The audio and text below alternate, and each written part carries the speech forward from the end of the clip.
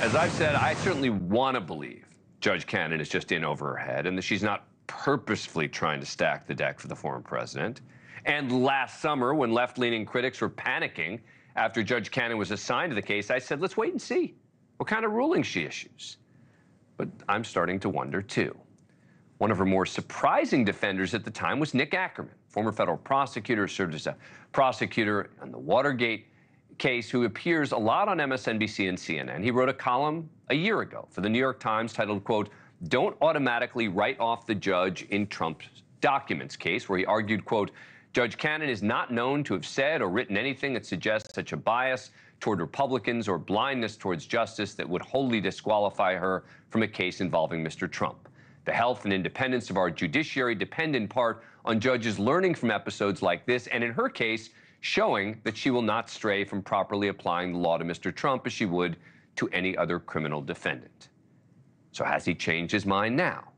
Joining us now is Nick Ackerman. Nick, good to see you. Thank you. Good to see you. Have you changed your mind? I have, on one respect. I mean, in terms of her competence, I have real doubts. And what really changed me was her opinion, or basically a request to both parties, to provide instructions, jury instructions, one on sort of outlining an instruction on the idea that the Presidential Records Act, that a president has total authority to decide what is personal and what belongs to the government, and two, whether or not it's the jury that decides that. The fact of the matter is the Presidential Records Act has absolutely nothing to do with classified documents. No way, no how. And then when the government finally turned her around on the issue and she wound up dismissing Trump's motion to dismiss, she kind of gave an excuse, saying that she was trying to just conduct an exercise to determine how people came out on this issue, instead of just saying, I'm dead wrong, you're right, let's move ahead.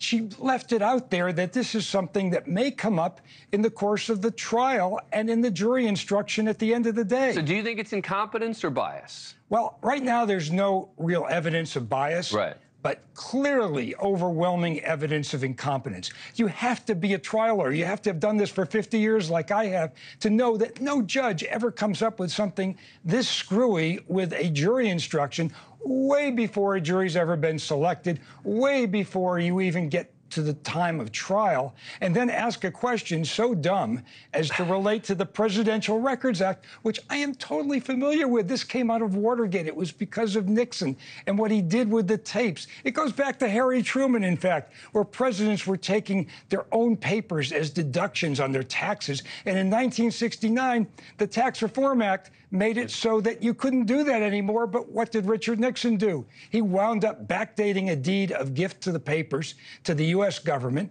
committed tax evasion, and when he found out he could no longer deduct those items, he wound up putting the taping system in the Oval Office, which ultimately led to his downfall. Are you sorry that you wrote the article?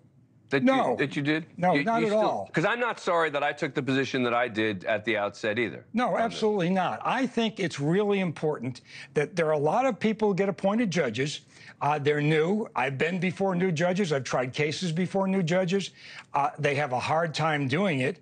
But this particular judge really is off the wall in terms of her view of the law. So does Jack Smith have any recourse, the special prosecutor here? Well, the problem is the way it's set up now, he really doesn't. You have one recourse, which is to go for a mandamus, which is a very unusual procedure. It's not like a regular appeal. It's all up to the circuit court as to whether or not they will take it. And it's such a high standard to get a judge off a case, right? Right. So all he's going to do is further alienate the judge. Well, it's not just getting the judge off the case. Yeah. I think what they really wanted was a ruling that the Presidential Records Act has zero to do with this case. And the problem is, even to get to that point is very difficult, because the way that it's set up now, she's basically backed off it, even though she didn't man up to the idea that she was wrong.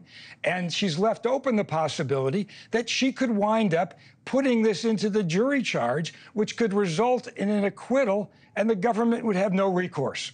There's no chance this goes to trial before the election, right? I'd be shocked. Even though the government asked for it in July, The Trump asked for it in August, and she's just left it wide open on issues that could be decided in a matter of a couple weeks. These are not, major issues. Thank you for watching.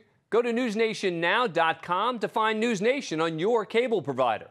And don't forget to click the red subscribe button below to get more of News Nation's fact-driven, unbiased coverage.